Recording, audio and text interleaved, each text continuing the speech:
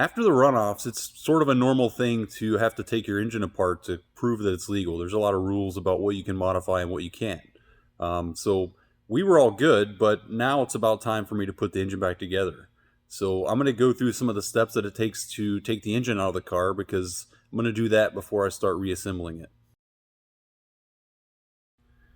So first, I need to take the front fascia off and the splitter off, and that'll give me access to a lot more of the engine parts that need to come off after that.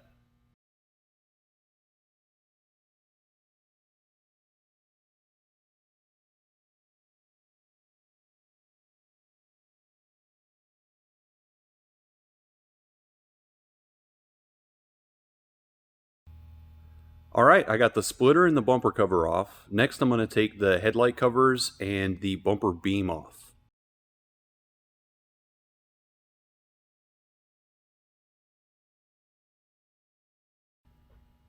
So one of my favorite things about the 10th Gen Civic is actually the entire front bulkhead comes off the car.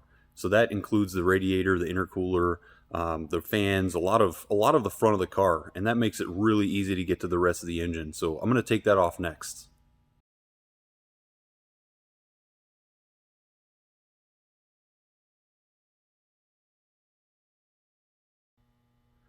So it's pretty easy to see how much easier it is to work on the car without that front bulkhead. So I'm really happy about that feature on the 10th Gen Civic.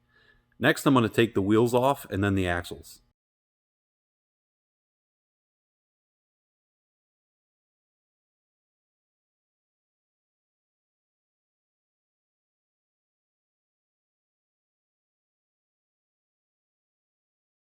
Alright, next step is to take the subframe out. So I normally support the subframe with the jack and then take the bolts out and then pull it out with the jack. It's not too bad to do by yourself.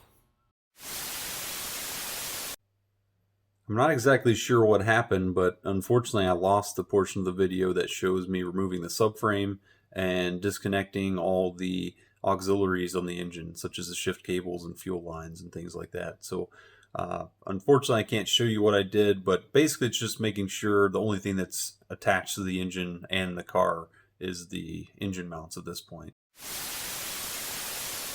Alright, and the final step is to put the jack under the engine and loosen the engine mounts and lower it and pull it right out. So after that, we'll have the engine removed from the car.